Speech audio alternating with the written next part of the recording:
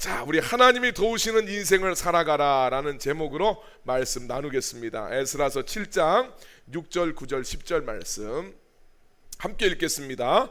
이 에스라가 바벨론에서 올라왔으니 그는 이스라엘의 하나님 여호와께서 주신 모세의 율법에 익숙한 학자로서 그의 하나님 여호와의 도우심을 입음으로 왕에게 구하는 것은 다 받는 자이더니 첫째 달 초하루에 바벨론에서 길을 떠났고 하나님의 선한 손에 도우심을 입어 다섯째 달 초하루에 예루살렘에 이르니라. 에스라가 여호와의 율법을 연구하여 준행하며 율례와 규례를 이스라엘에게 가르치기로 결심하였었더라. 아멘. 여러분들은 누군가에게 도움이 필요할 때, 여러분 삶 속에 도움이 필요할 때 어떤 스타일로 여러분들은 청하십니까? 사람들을 보면 대충 세 부류로 구분이 된다고 그래요. 첫 번째는 어지간하면 남의 도움을 안 받으려는 사람들입니다. 내가 알아서 할게, 괜찮아 하면서 끝까지 버티다가 완전히 지쳐버리는 사람이 있습니다. 두 번째 부류는 도움을 구하긴 하는데 너무 늦게 구하는 사람입니다. 일은 다 꼬이고 마음은 상할 대로 상하고 거의 끝장날 쯤이 돼서야 그때 도와달라고 할 걸 이렇게 후회하는 사람이 있습니다. 세 번째 부류는 도움을 구하긴 하는데 사람에게만 매달리는 사람입니다. 연락 돌릴 사람한테는 다 돌리고 사방으로 막 뛰어다니면서 정작 하나님께는 한 번도 진지하게 도움을 구해보지 못하는 이런 사람이 있다고 합니다. 어쩌면 우리 안에도 이 모습들이 다 섞여 있을 수도 있습니다. 힘들면 카톡을 하고 전화를 하고 SNS는 바로바로 열리는데 기도의 문은 가장 늦게 여는 그런 모습들이 혹시 있지 않습니까? 사람에게는 쉽게 좀 도와달라고 말하면서 하나님 앞에서는 자기 자존심 때문인지 아니면 혹은 익숙하지 않아서 그런지 끝까지 자기 혼자 해보려고 버티는 그런 모습이 혹시 여러분 안에 있지는 않습니까? 오늘 우리 본문 에스라 7장 말씀을 보게 되면 에스라의 인생을 딱 두 문장으로 이렇게 소개하고 있어요. 하나는 뭐냐면 그의 하나님 여호와의 도우심을 입음으로 이렇게 이야기하고 있고, 또 하나의 말씀은 하나님의 선한 손에 도우심을 입어 예루살렘까지 이르니라 라고 이야기합니다. 에스라의 인생은 한마디로 말해서 하나님이 도우시는 인생이었어요. 오늘 우리 에스라의 모습을 통해서 하나님이 도우시는 그런 인생은 어떤 모습인가 우리가 살펴보고 하나님의 그 선하신 손의 도우심을 얻을 수 있는 여러분이 되시기를 예수님의 이름으로 축원합니다. 자, 첫 번째, 하나님이 도우시는 사람은 어떤 사람인가? 삶을 하나님의 은혜의 선물로서 볼 수 있는 사람, 이런 사람을 하나님이 도와주십니다. 에스라서 7장부터 에스라가 소개가 되고 있는데 이 사람의 특징 중에 하나는 하나님의 은혜를 계속해서 찬양합니다. 에스라가 틈만 나면 하나님이 나를 도우셨다, 하나님께서 나와 함께 하셨다, 하나님의 은혜 덕분이었다, 이걸 계속해서 고백하면서 살아간 사람이 에스라였습니다. 에스라서 7장 6절 말씀 같이 한번 읽겠습니다. 이 에스라가 바벨론에서 올라왔으니 그는 이스라엘의 하나님 여호와께서 주신 모세의 율법에 익숙한 학자로서 그의 하나님 여호와의 도우심을 입음으로 왕에게 구하는 것은 다 받는 자이더니. 자, 에스라를 소개하는 이야기인데 에스라는 모세의 율법에 익숙하고 또 해석하는 데 탁월한 율법 학자였습니다. 동시에 왕에게 굉장히 신임을 받는 그런 관리였습니다. 얼마나 탁월하고 얼마나 신임을 받았던지 왕한테 구하는 것은 다 받았다라고 이야기하고 있어요. 근데 그 에스라의 삶을 특징 짓는 이 두 가지 특징, 탁월한 율법 학자요 또 왕의 탁월한 관리로서의 이 커리어는 이 사람이 잘나서 이루어진 것이 아니라 하나님의 도우심 때문이었다라고 이야기하고 있어요. 에스라는 자기의 인생을 자기의 성공 스토리로서가 아니라 하나님의 선한 손이 붙들어 주신 흔적으로서 자기의 인생을 고백할 수 있는 사람이었어요. 여러분, 하나님이 붙들어 주신 것으로 인생을 보지 않고 자기가 잘나서 이룬 성공 스토리로 인생을 바라보게 되면 그 인생은 반드시 교만하게 되어 있습니다. 그런 사람들은, 정말 성경에서 교만한 사람들은 하나님을 의지하지도 않고 하나님 앞에 감사하지도 않습니다. 그러다 보니까 하나님이 그 인생을 도와주지도 않아요. 그러나 자기의 삶을 하나님의 은혜의 관점에서 보게 되면 야, 하나님이 나를 이렇게 이끌어 주셨다라는 이런 은혜의 관점으로 보면 나는 하나님 앞에 어떻게 좀 보답을 할까? 하나님이 날 구원하시고 지금까지 날 이렇게 도와주셨는데 나는 하나님을 위해서 무엇을 해야 될까 하는 이런 관점이 자연스럽게 생기게 되죠. 감사하면 보답하고 싶은 거예요. 은혜의 관점이 살아있으면 나는 하나님 앞에 어떻게 보답할까, 이런 관점이 생기는데, 에스라는 하나님 은혜의 관점에서 자기의 인생을 바라봤어요. 여러분, 은혜는요 감정이 아닙니다. 자기의 인생을 해석하는 프레임이에요. 은혜는 인생을 바라보는 안경이라고 볼 수 있어요. 그러니까 하나님 앞에 그냥 감사해요, 막 난 몸둘 바를 모르겠어, 이것이 아니라 하나님의 은혜 가운데서 내 삶을 바라본다는 것은 인생을 바라보는 시각이 딱 생기는 거예요. 그러니까 그 틀 안에서 자기의 인생을 하나님하고 결부시켜서 바라보게 되었고, 그 결과가 10절에서 등장을 합니다. 에스라서 7장 10절 말씀 시작. 에스라가 여호와의 율법을 연구하여 준행하며 율례와 규례를 이스라엘에게 가르치기로 결심하였었더라.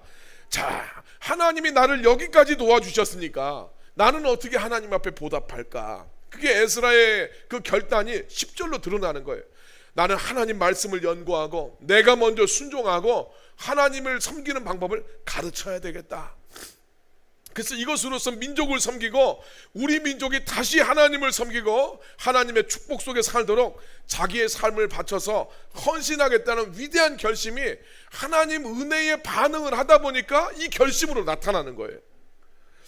여러분, 하나님이 은혜를 주실 때는 값없이 주시죠. 뭘 잘해서 우리한테 은혜를 베푸시는 게 아니에요.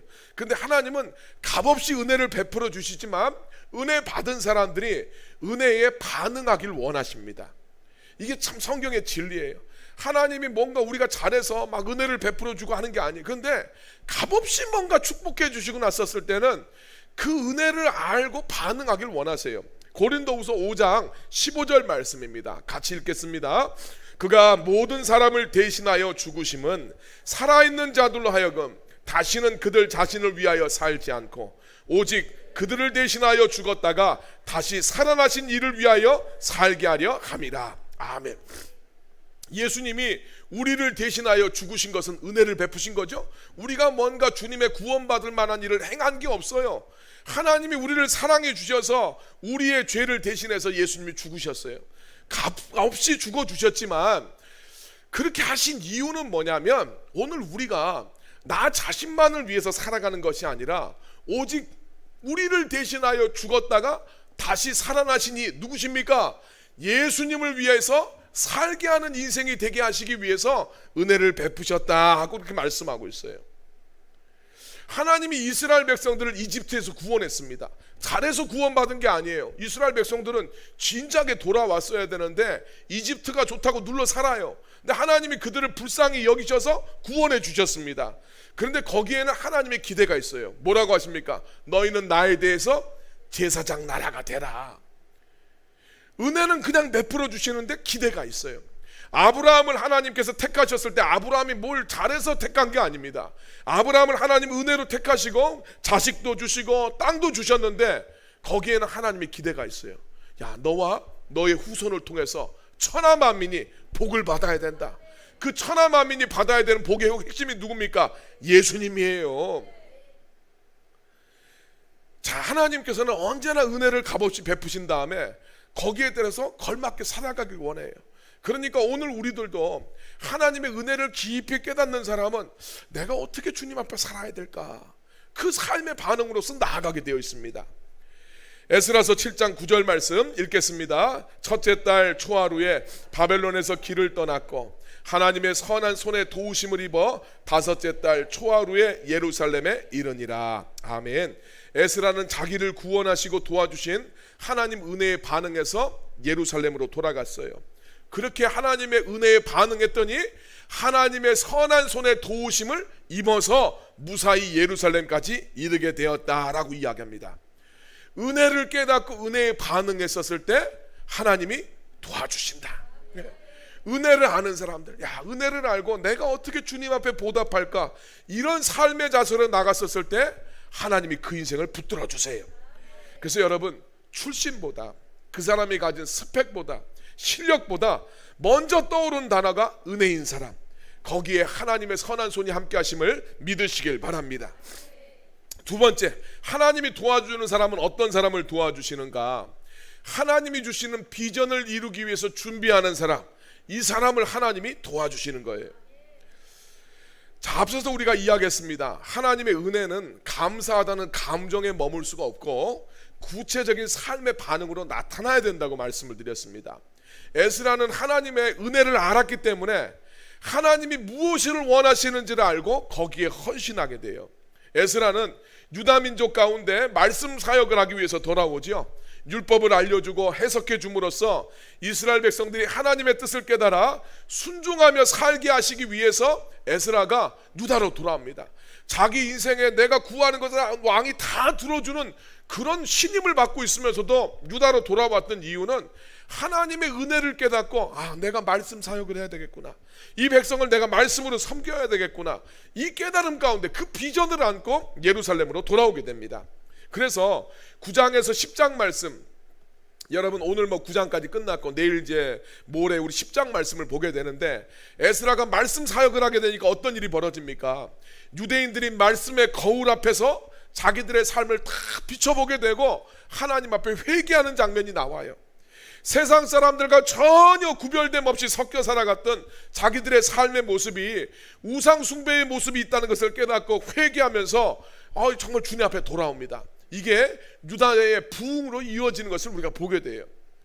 이처럼 에스라는 자기가 무엇을 해야 되는지를 분명히 알았기 때문에 나의 부족한 게 뭐냐, 이것을 채우기 위해서 노력을 해요. 에스라서 8장 15절에서 20절 말씀 보게 되면 에스라가 2차 귀환을 준비하면서 아화와 강가에서 준비를 하잖아요.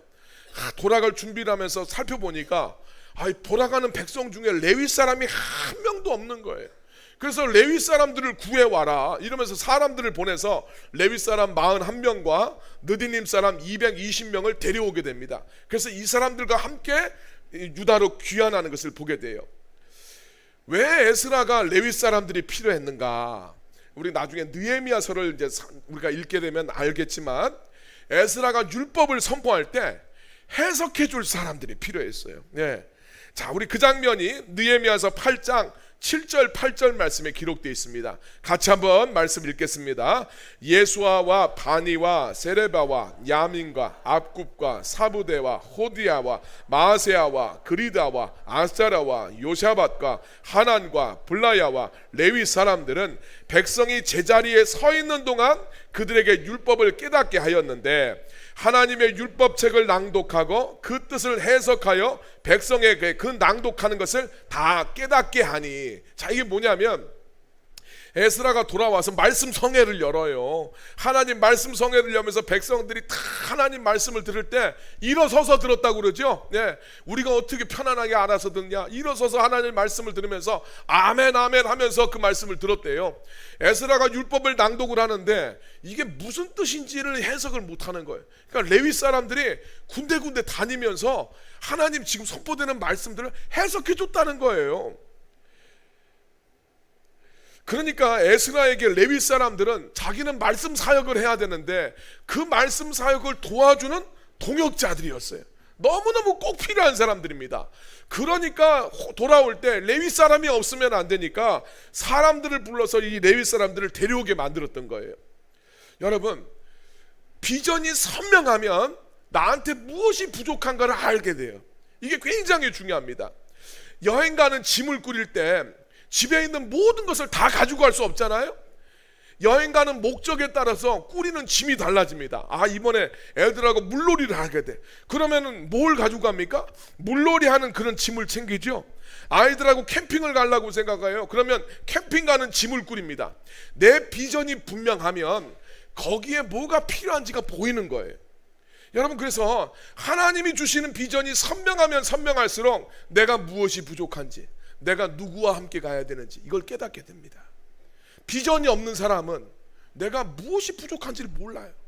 뭘 해야 되는 사람인지를 몰라요.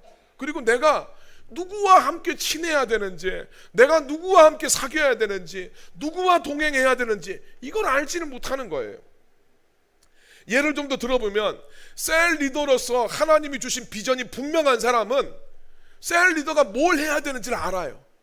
근데 그 일을 내가 감당해야 하려고 보면 나한테 부족한 것, 내가 추구해야 되는 것, 내가 만나야 되는 사람이 누군가, 또 내가 무엇을 해야 될지 이게 분명하게 보입니다. 비전이 있으면 분명하게 보여요. 교회 학교 교사도 마찬가지입니다. 또 예수를 믿는 우리 성도도 비전이 분명하면 내가 뭘 해야 되고 내가 뭘 하지 말아야 되는지, 나한테 그것을 이루기 위해서 뭐가 필요한지 이것을 깨닫게 됩니다. 우리가 믿음의 부모로서의 비전이 분명하고 기독교인으로서 직장인의 비전이 분명하면 내가 직장에서 뭘 해야 되는지, 내가 가정에서 뭘 해야 되는지 이거 분명히 알게 돼 있어요. 그리고 내게 맡기신 자리가 하나님께서 맡기신 것이고 하나님이 도와주신 것이라면 하나님이 주신 그 목적 안에서 자기의 삶을 당연히 바라보게 됩니다. 그것이 분명하면 내 삶에 준비해야 되는 게 무엇인지 알아요. 그래서 야, 내가 이걸 해야 되는구나, 이걸 해야 되는데 부족하면 이거 필요하겠구나, 이런 것들을 알게 되더라는 거죠. 그래서 삶을 준비하고 살아가는 방식이 전혀 다르게 돼 있습니다. 여러분, 우리가 인생을 살아가면서 모든 것을 다 하며 살 수는 없잖아요. 예. 낚시도 가면서 등산도 함께 하고 싶다 이럴 수는 없잖아. 예. 낚시도 모두 하면서 스카이다이빙도 하면서 모두 하고 싶다, 우리 다 할 수 없어요. 하지만 바빠도 꼭 해야 될 것은 또 있습니다. 인생을 살면서 다 할 수는 없는데 바빠도 해야 되는 게 있어요. 그런데 하나님이 주신 비전이 분명하지 않은 사람은 아무거나 다 하려고 그래요. 근데 하나님이 주신 비전이 분명한 사람은 지금 딱 필요한 것, 그걸 행합니다. 비전이 있는 사람의 특징은 삶의 우선순위가 보인다는 거예요. 에스라서 8장 18절 말씀, 우리 하나님의 선한 손에 도우심을 입고, 그래서 그때 레위 사람들과 느디님 사람들을 데려갈 수 있도록 하나님이 그들을 보내주셨다, 그렇게 말씀하고 있어요. 자, 비전에 사로잡혀서 나의 부족함을 도와달라고 주님 앞에 간구했었을 때 하나님의 선한 손이 그 인생을 도와줍니다. 여러분, 인생 살면서 우리 힘들 때 있잖아요. 직장도 막 어그러지고 사역도 힘들고 자녀들도 힘들게 만들고 가정을 이끌어가는 것, 우리의 삶에 보면 어려운 일들 투성이에요. 자꾸 부딪히고 시행착오가 있고 내 삶에 여전히 세상과 하나님 사이에 정리가 안 돼서 막 갈등이 있어요. 그 여러분 왜 그런 줄 아십니까? 삶의 비전이 뚜렷하지 않아서 그래요. 삶의 우선순위가 왜 분명하지 않은가? 하나님 앞에서 하나님의 은혜 가운데서 내 인생을 바라보지 못하면 인생의 이 비전이 선명하지 않아요. 그럼 자꾸 헷갈리고 갈등이 되는 거예요. 그러나 우리 하나님이 주신 비전이 분명하면 전에 무겁게 느껴졌던 짐이 무겁게 느껴지지 않습니다. 가볍게 느껴져요. 그리고 준비하는 것도 아주 구체적으로 준비할 수 있습니다. 여러분, 인생의 짐을 꾸리면서 하나님 빼놓고 인생의 짐만 꾸리면 자꾸 갈등이 되고 갈등되면서 되는 것도 없어요. 그리고 하나님도 그 인생을 안 도와줍니다. 하나님 없이 인생 잘 되면 어떻게 가겠습니까? 점점 하나님으로부터 멀어질 거 아닙니까? 근데 하나님이 택한 백성이라면 하나님이 그 인생을 그냥 내버려 두질 않아요. 그래서 여러분, 비전을 분명하게 하세요. 하나님이 날 구원해 주셨고 나를 여기까지 이끌으셨다는 은혜를 여러분이 아신다면 하나님 앞에서 여러분들의 인생에 비전을 세우세요. 그래서 정말 하나님의 선한 손이 도우시는 복된 인생이 되기를 예수님의 이름으로 축원합니다. 세 번째로, 하나님이 도우시는 사람은 어떤 사람인가? 하나님 앞에 스스로 겸비한 사람이에요. 에스라는 정말 하나님을 살아계신 하나님으로 믿고 그분만이 자기를 도와주실 수 있다고 믿었어요. 그래서 에스라는 철저하게 하나님만 의지하고 하나님 앞에 매달렸던 사람이죠. 에스라서 8장 21절 말씀 우리 같이 읽겠습니다.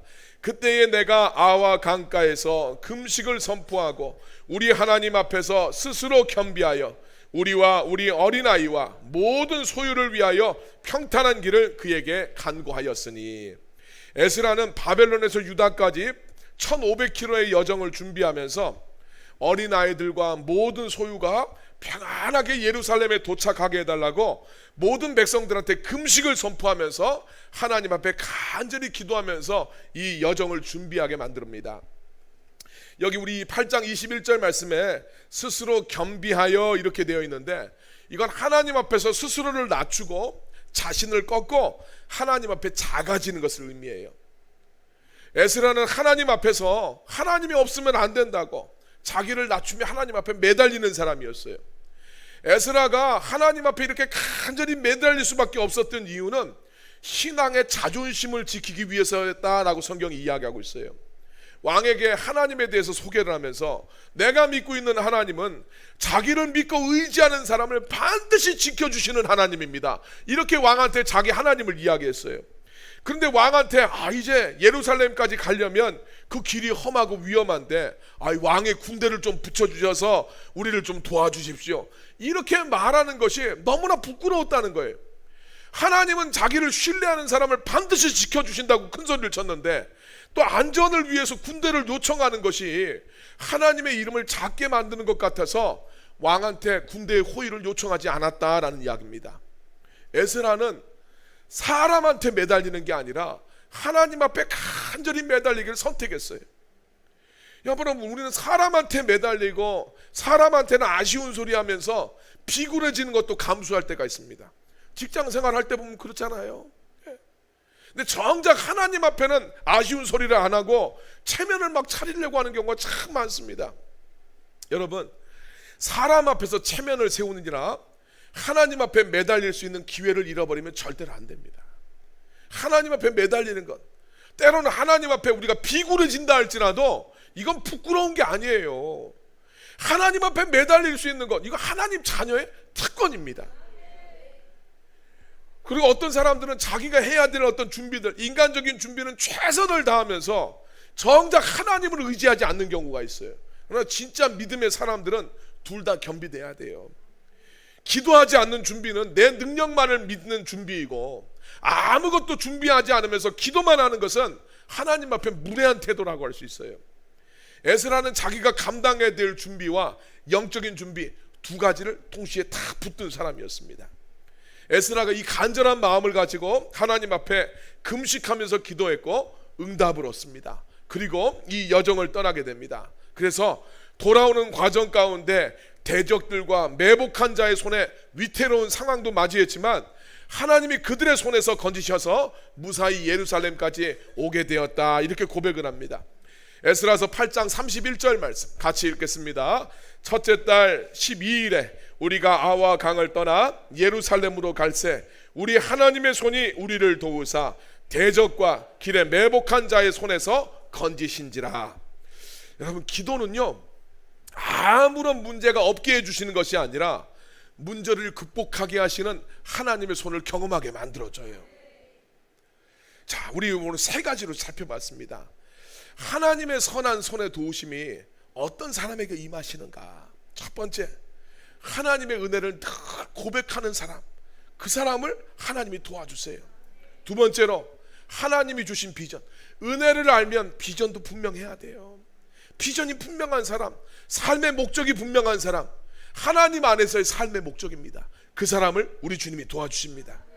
또 하나님이 도우시는 사람은 사람한테 매달리기보다 겸비하여 하나님 앞에 매달릴 줄 아는 사람, 때로는 하나님의 정말 그 도우심만을 간구하면서 주님 앞에 날 도와달라고 매달릴 수 있는 사람, 이 사람을 우리 주님 도와주신다고 말씀하셨습니다.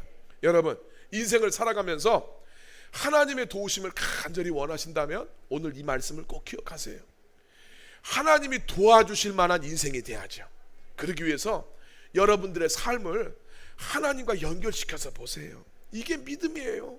하나님 안에서 내 인생을 바라보고 하나님 안에서 삶의 목적 발견하고 내 인생 도와주시는 우리 하나님을 매달리는 것. 그래서 정말 하나님의 선한 손의 도우심으로 복된 삶을 살아가는 여러분이 되길 우리 예수님의 이름으로 축원합니다.